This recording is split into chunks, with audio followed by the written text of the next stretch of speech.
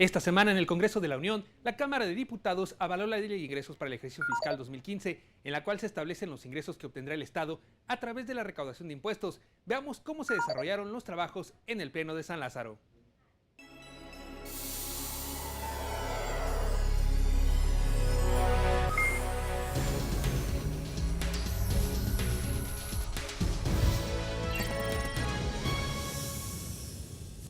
Durante la sesión ordinaria del 16 de octubre, tras cumplirse con la declaratoria de publicidad, se sometió a discusión el proyecto de decreto de la Ley de Ingresos de la Federación para el ejercicio fiscal 2015. El presidente de la Comisión de Hacienda señaló que el dictamen es resultado de un análisis y valoración en consenso con los grupos parlamentarios. Destacó que las modificaciones a la propuesta del Ejecutivo atienden al comportamiento más reciente de las variables macroeconómicas, como el precio de los hidrocarburos. En términos de ajustes a los pronósticos de ingresos públicos para el 2015, se modificó el monto de ingresos a obtener para llegar a 4.702.951.000 pesos, lo que significa un aumento de 26.713.9 millones de pesos respecto a lo contemplado en la iniciativa del Ejecutivo. Informó que el dictamen prevé un incremento por más de 20,000 millones de pesos por ingresos petroleros y más de 18,000 millones de pesos por ingresos tributarios y no tributarios, principalmente en ISR. Destacó además la incorporación de estímulos fiscales, por ejemplo, a empleadores que contraten a personas con discapacidad. También se refirió a un artículo transitorio en el que se establece el destino del impuesto a las bebidas saborizadas. Una asignación equivalente al monto recaudado por IEPS a bebidas saborizadas para destinarse a programas de combate a la desnutrición, sobrepeso, obesidad y enfermedades crónico-degenerativas, así como para permitir el acceso al agua potable en zonas rurales y proveer bebederos en escuelas públicas. En tanto, el diputado Manuel Huerta Ladrón de Guevara presentó una moción suspensiva al dictamen de la Ley de Ingresos de la Federación para el ejercicio fiscal 2015 al considerar que se omiten aspectos como los resultados de las finanzas públicas de los últimos 5 años. Agregó que no existe la motivación suficiente para determinar la viabilidad del presupuesto. La generalidad con la que se pretende fundar el dictamen no tiene otro propósito que el de encubrir o disfrazar la situación de estancamiento económico del país, a la ineficiente política de reestructuración que no abona la certeza del crecimiento económico del país. Nueva Alianza destacó la necesidad de que las reformas estructurales comiencen a detonar los recursos económicos. La diputada María San Juana Cerda Franco señaló que es pertinente que el Ejecutivo y el Congreso fortalezcan el compromiso de diversificar el modelo económico. Se pronunció por fortalecer la fiscalización de los recursos públicos y apoyar la incorporación de la formalidad económica. Los ingresos presupuestarios para el ejercicio 2015 ascenderán a 4.700.000 millones de pesos. Es una cifra considerable, pero insuficiente para solventar las necesidades de la población, la economía y la sociedad.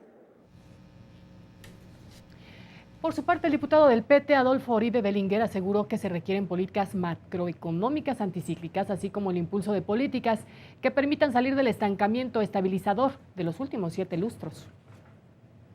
Primero, debemos plantear qué queremos lograr. Luego, cuánto necesitamos para realizarlo y finalmente de dónde sacaremos esos recursos sin necesidad, por supuesto, de provocar un proceso inflacionario. Movimiento Ciudadano consideró que el modelo económico que se sigue aplicando es equivocado, lo que ha generado un problema de violencia, de desigualdad y de concentración de la riqueza. El diputado Ricardo Monreal Ávila destacó que pese al aumento de los ingresos con respecto a los aprobados para 2014, se presenta una disminución de los recursos petroleros. Sin embargo, debemos mencionar que la estimación de los ingresos petroleros para 2015 presenta una disminución real del 7.1%, comparándola con el monto aprobado en la Ley de Ingresos de la Federación del 2014, dentro de las cuales los ingresos asociados directamente con Pemex descienden hasta el 8.3%. El Partido Verde Ecologista consideró que la Ley de Ingresos es responsable y refleja la preocupación del gobierno federal por mejorar el crecimiento económico del país. El diputado David Pérez Tejada destacó que no se prevén nuevos impuestos para 2015, además de que se contempla la creación del Fondo Mexicano del Petróleo, así como el incremento de los recursos para los estados. De manera que estamos ciertos que el resultado de este dictamen de ley de ingresos es responsable y acorde con la realidad que estamos viviendo como país. Refleja también el sentir de un aparato gubernamental preocupado por la manera en cómo obtiene sus ingresos. La presente legislatura ha dotado al Ejecutivo Federal de las herramientas necesarias para impulsar el desarrollo económico. Sin embargo, es necesario materializar los avances en materia. Así lo comentó el diputado del PRD, Fernando Cuéllar, quien resaltó que pese al escenario económico adverso, se mantiene la progresividad de los impuestos y señaló lo siguiente. El diagnóstico para 2015 no es alentador. La reforma energética debilitará las finanzas públicas del país y los avances logrados en las reformas hacendarias serán claves ante el escenario adverso que se presenta. En su turno, Juan Buenotorio del Partido Acción Nacional advirtió que Chile, Brasil y Colombia están recibiendo mayor inversión extranjera que México y que nuestro país ha tenido un crecimiento económico de 1.7%, cuando las estimaciones eran de 4%. Apelando a su conocimiento, apelando a su sabiduría, estamos planteándoles rectificar lo que se hizo mal con la miscelánea fiscal recaudatoria y que ya vimos que fue recesiva en este 2014. El diputado del PRI, José Luis Márquez, dijo que el dictamen contempla el contexto internacional respecto a la disminución del precio de petróleo y precisa que la estimación de crecimiento de 3.7% es superior a la estimada en 2013. Que logremos incrementar en cerca del 7% el ingreso tributario por medio de una reforma de carácter progresivo y con claro sentido de equidad fiscal y social, y además de haber eliminado las exenciones a contribuyentes que perciben los mayores ingresos. Durante la discusión en lo general, los legisladores emitieron sus argumentos sobre el déficit público, la reforma hacendaria, el crecimiento económico y el ejercicio del gasto, entre otros temas. Vemos que el gobierno no ha sido eficiente y no ha ejercido el gasto con oportunidad, aún contando con los instrumentos necesarios. No es aceptable que el subejercicio al mes de agosto sea de 120,000 millones de pesos.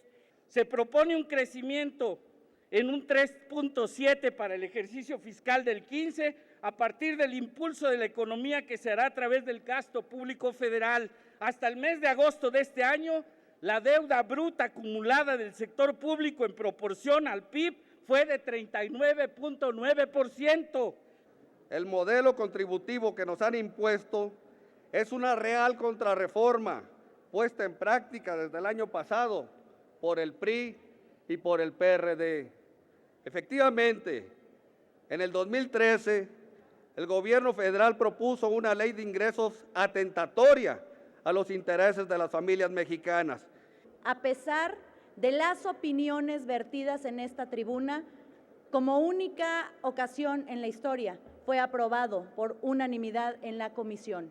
Y eso quiere decir que las fuerzas políticas manifestaron con su intención, con su voto y con su voluntad, acompañar este gran esfuerzo que es complemento de las reformas que hemos realizado.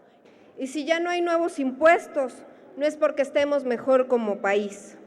Al contrario, ya no hay nuevos impuestos, porque si no, la sociedad, el pueblo, se les vendría encima. Por eso no hay nuevos impuestos. Luego del debate, la mesa directiva informó que para la discusión en lo particular se habían registrado 116 reservas y se sometió a votación en lo general, obteniendo 427 votos en pro, una abstención y 35 votos en contra. Aprobado en lo general y en lo particular los artículos no reservados por 427 votos a favor, 35 en contra y una abstención. El proyecto de ley de ingresos de la Federación para el ejercicio fiscal 2015. Luego del debate de las reservas, de la cual ninguna fue aprobada, y con aproximadamente 8 horas de sesión, el dictamen de la Ley de Ingresos se sometió a la votación nominal en lo general y en lo particular. Fue aprobada, por lo tanto, con 293 votos en pro, 135 en contra y 0 abstenciones. Aprobado en lo general y en lo particular el proyecto de decreto por el que se expide la Ley de Ingresos de la Federación para el ejercicio fiscal 2015. Pasa al Senado para sus efectos constitucionales. Veamos ahora los trabajos en el Senado. En el primero se recibió en comisiones a la comparecencia del comisionado presidente del Instituto Federal de Telecomunicaciones, quien explicó los avances del proceso de licitación de las 2 nuevas cadenas de televisión, entre otros temas. Como lo mandata el artículo 28 de la Carta Magna, que prevé que el titular del Instituto Federal de Telecomunicaciones comparecerá ante la Cámara de Senadores anualmente, acudió ante Comisiones Unidas de Radio, Televisión y Cinematografía y de Comunicaciones y Transportes en la Cámara Alta el comisionado presidente del IFT, Gabriel Contreras. Al emitir un posicionamiento general, la senadora Alejandra Barrales y el senador Javier Lozano, presidentes de las comisiones, coincidieron en sus cuestionamientos. Conocer en esta materia la situación que guardan las concesiones, todo el proceso de licitación de estas tan esperadas, tan anunciadas nuevas cadenas de televisión. Y quisiéramos saber cómo va la licitación de las nuevas cadenas de televisión nacional. ¿Cómo vamos con la implementación de la eliminación de todos los cobros de larga distancia nacional a partir del primer minuto del próximo año, del 2015, en términos de lo que aprobamos en la legislación secundaria? El comisionado presidente del Instituto Federal de Telecomunicaciones informó que en estos primeros meses se determinó la existencia de agentes económicos preponderantes, tanto en telecomunicaciones como en radiodifusión. Además, se impusieron medidas asimétricas y se emitió ya la convocatoria para licitar 2 nuevas cadenas de televisión abierta con cobertura nacional. Sobre la transición a la televisión digital, señaló lo siguiente. El instituto emitió una nueva política para la transición a la televisión digital terrestre. Esta nueva política fue emitida después de un proceso de consulta pública. Adicionalmente, se han autorizado 356 canales digitales y se han asignado en forma directa otros 201 canales, en suma más de 500 canales. Asimismo, se inició una campaña intensiva de sensibilización en medios de comunicación. El instituto, por lo tanto, publicó, dijo, una lista de contenidos relevantes que por su naturaleza no podrán ser contratados como exclusivos por agentes económicos preponderantes. Informó además que en estos meses el Pleno ha celebrado 47 sesiones, 18 de ellas ordinarias, en las cuales han resuelto al menos 724 resoluciones, así como 5 consultas públicas. Sobre el cobro de larga distancia y su derogación, indicó. Eliminación del cobro de larga distancia nacional. Este se tendrá que dar por Ministerio de Ley a partir del 1 de enero, independientemente de la consolidación de las áreas de servicio local.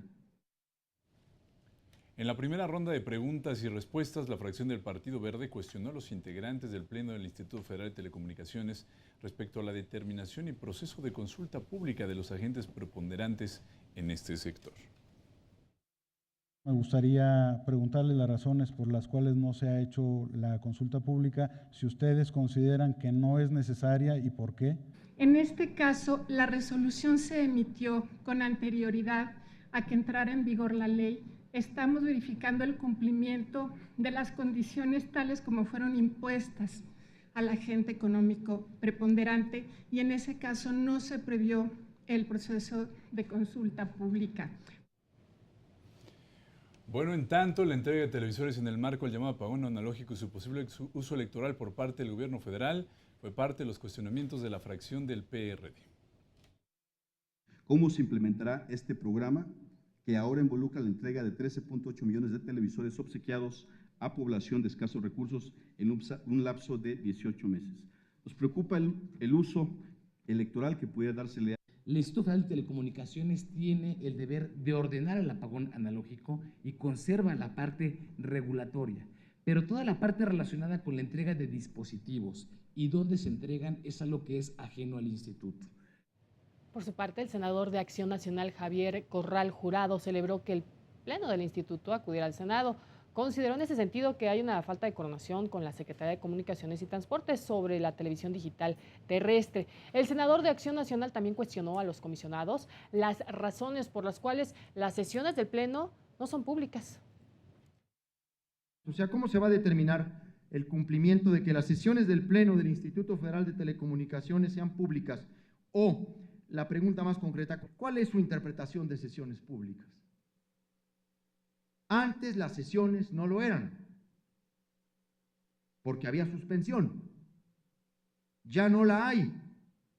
¿Cuál es su interpretación de máxima transparencia, dado que han cerrado las sesiones? Tenemos limitantes legales, así como tenemos la obligación de transparencia y publicidad, tenemos también la obligación de atender la Ley Federal de Transparencia en cuanto a información confidencial o reservada. Y por ello no ha sido fácil transparentar en vivo. El Partido Revolucionario Institucional, por su parte, externó ciertas inquietudes al respecto. ¿Cuáles son los avances que se han generado en torno a la implementación de los sistemas electrónicos de gestión? ¿Cómo se han coordinado las acciones entre el IFT y el agente económico preponderante? Pues nosotros tenemos que revisar que se den los requisitos que plantea la ley, y es que disminuya su participación por debajo del 50%, medida por una serie de indicadores, y además que se generen condiciones de competencia en los mercados.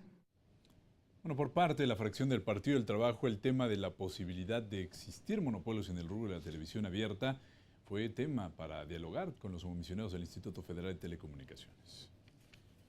Sí me gustaría un pronunciamiento sobre cuál va a ser la competencia de mercado que van a encontrar estas empresas, porque se percibe una altísima concentración en lo que tiene que ver con la televisión abierta. Si se presenta para autorización una concentración en los términos planteados por la Ley Federal de Competencia Económica, los criterios que debemos considerar es primero que el agente resultante no incremente o adquiera, en su caso, el poder sustancial de mercado.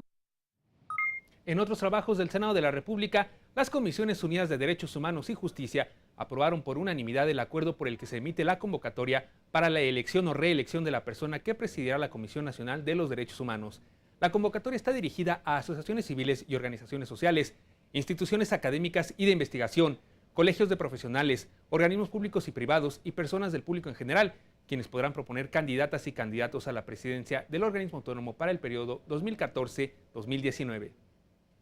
Me preocupa que seguimos insistiendo en manejar indistintamente auscultación y consulta. No es lo mismo. La consulta es mucho más amplia, es de doble vía, donde tú puedes recibir propuestas, dictámenes, consejos, y la auscultación es un sondeo nada más. Entonces, la ley habla de consulta y ojalá que eso se pudiera respetar. De tal forma que esta consulta pública se tiene que manifestar a partir de que haya propuestas desde las organizaciones, desde las instancias defensoras de derechos humanos, académicas, etcétera, que en ese sentido la convocatoria está llamando a un periodo para que, en base a esta consulta que está explícita en la publicación de la convocatoria, puedan hacerse llegar todas las propuestas de aspirantes. Me parece importante lo que comenta la senadora Laida Sansores, y yo lo que propondría a esta comisión es que facultemos a las mesas directivas, como siempre lo ha hecho y como siempre lo seguirá haciendo, hablar con las ONGs y platicar respecto al formato y la logística que vamos a tener con ellos. La persona a ocupar la titularidad de la CNDH será electa con el voto de las 2/3 partes de los miembros presentes de la Cámara de Senadores. Será un procedimiento de consulta pública transparente, cuidadoso y abierto a la sociedad, en el cual garanticemos la participación y opinión de todos los integrantes. Y esto permitirá que las Comisiones Unidas conectemos con los elementos necesarios que permitan contrastar los perfiles de los candidatos. El grupo parlamentario del PAN se ha pronunciado porque la convocatoria tenga la certeza suficiente, la claridad suficiente para quienes desean participar y también para lo que establece la ley. No podemos negar el derecho de quien está ya en el cargo de querer participar si es que así lo desea, como tampoco podemos negarnos a la revisión, auscultación o consulta de quienes tengan también esa posibilidad. El próximo 15 de noviembre concluye el periodo de 5 años para el cual fue electo el actual presidente de la Comisión Nacional de los Derechos Humanos, Raúl Plasencia Villanueva, quien podrá participar en el proceso para su reelección. El acuerdo por el que se emite la convocatoria para designar al presidente de la CNDH para el periodo 2014-2019 se envió al Pleno del Senado de la República, el cual la aprobó en votación económica. La senadora Angélica de la Peña informó a la Asamblea que las mesas directivas de las Comisiones de Derechos Humanos y de Justicia determinarán el método de participación de la sociedad civil, el formato de las audiencias públicas y los cuestionamientos para los aspirantes a ocupar la dirección de este organismo garante de los derechos humanos. Para que el 13 de noviembre de este año, aquí en la plenaria del Senado de la República, tome protesta quien va a conducir la Comisión Nacional de los Derechos Humanos, que tiene como objeto la protección, la promoción de los derechos humanos, pero sobre todo la investigación cuando se trata de violaciones graves a los derechos humanos. En otro tema, la mesa directiva del Senado turnó a la Comisión de Gobernación la solicitud para que el Senado de la República conozca y resuelva sobre las causas para realizar la declaratoria a la que se refiere la fracción quinta del artículo 76 constitucional referente a la desaparición de poderes en el estado de Guerrero. Que se recibió un texto acompañado por registro de nombres de personas que tiene que ver con la petición de desaparición de poderes en el estado de Guerrero que acabamos de desahogar. Esta comunicación se turna igualmente a la Comisión de Gobernación. Y de manera unánime, con 71 votos a favor, el Pleno del Senado aprobó el proyecto de decreto por el cual se concede autorización al presidente de México para que permita la salida de elementos de la Armada de México fuera de los límites del país, quienes participarán en el ejercicio anfibio Bold Alligator 2014 a llevarse a cabo en Estados Unidos. Veamos ahora los trabajos en las comisiones de la Cámara de Diputados, donde lo más destacado fue la aprobación en lo general de la Ley General de Derechos de las Niñas, Niños y Adolescentes y la reunión con el titular de la Comisión de Atención a Víctimas, quien presentó un informe sobre el caso Ayotzinapa. Comencemos con el aval en la Cámara de Diputados al proyecto de decreto de la Ley General de los Derechos de Niñas, Niños y Adolescentes.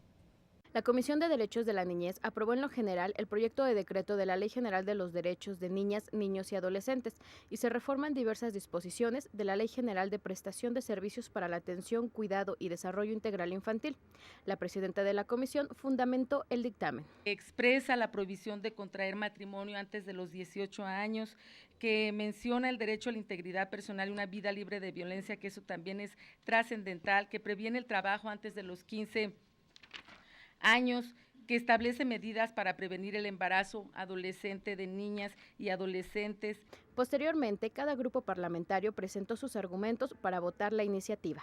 Teniendo en cuenta la sociedad civil que ha hecho aportes, sobre todo en el área de los niños también con discapacidad, los derechos, la procuración de justicia, ha enriquecido el proceso legislativo. Se reconoce que el Estado tiene la obligación de erradicar la discriminación, también de atender, prevenir y erradicar la trata, el abuso sexual y cualquier tipo de explotación. Ha levantado grandes esperanzas para que se avance en una propuesta que proteja y otorgue derechos a nuestra niñez mexicana.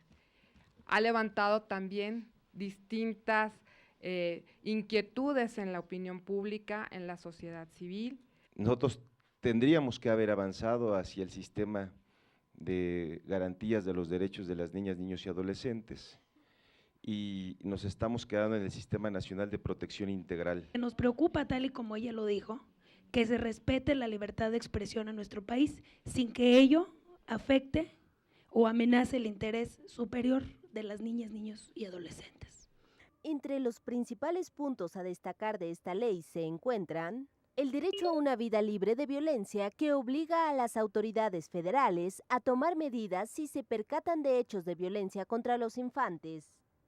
el derecho a la inclusión de niños, niñas y adolescentes con discapacidad, previniendo la discriminación en educación y la participación de actividades públicas y privadas. El derecho a la educación, que conservará la gratuidad y garantizará la calidad de la educación pública. El derecho a la intimidad, censurando la publicación de imágenes y datos personales en medios masivos e Internet. Protección de las niñas, niños y adolescentes migrantes. Tras levantar el receso, la Comisión de la Niñez acordó que las reservas sean discutidas por la mesa directiva y en el Pleno. Que la mesa directiva analice cada una de las reservas que se han presentado, que las haga suya, se presentarán junto con el dictamen y en consecuencia aquellas reservas que no las haga suya la misma mesa directiva, entonces irían al Pleno. En otros asuntos, diputadas y diputados de la Comisión Especial de Seguimiento a las investigaciones de los hechos en Iguala, Guerrero, sobre el asesinato y desaparición de estudiantes de la Escuela Normal Rural Raúl Isidro Burgos de Ayotzinapa, se reunieron con el titular de la Comisión Ejecutiva de Atención a Víctimas, Sergio Jaime Rochín del Rincón, quien explicó a los legisladores el apoyo que este órgano ofrece a víctimas directas e indirectas. Lo que hemos ofrecido de manera directa ha sido, primero, el que cuenten con el apoyo jurídico de los abogados para que puedan acceder con mayor seguridad a esta información que ellos necesitan. Legisladores de diversos grupos parlamentarios emitieron su posicionamiento y preguntas al funcionario. Sabemos que hubo sobrevivientes que son finalmente testigos potenciales de los hechos ocurridos. ¿Cómo están ellos? ¿Están en sus casas? ¿Se les está brindando alguna protección para su seguridad? Lo primero que ellos necesitan es protección, porque si estamos hablando, como usted lo está afirmando en su informe, valga la redundancia, que hay elementos del crimen organizado en este tema, lo primero que los familiares de las víctimas y el sobreviviente necesitaría es protección. Yo quisiera preguntarle en el tema de las 6 víctimas. Las 6 víctimas de las cuales, pues 3 de ellas, o 4, son estudiantes. Se están siguiendo los pasos adecuados en estos operativos de búsqueda. ¿Es más para cubrir el expediente o si realmente hay un protocolo intenso de búsqueda? ¿Cómo lo califica la comisión a su cargo? Quisiera saber si hay algún seguimiento, en especial en el estado de Guerrero, que según los analistas que han hecho el seguimiento de todo esto que ha estado pasando, es de 4 estados el que tiene el 60% de estas características de desapariciones forzadas. ¿Cómo se coordinará la comisión que usted preside con las comisiones nacional y estatal de derechos humanos?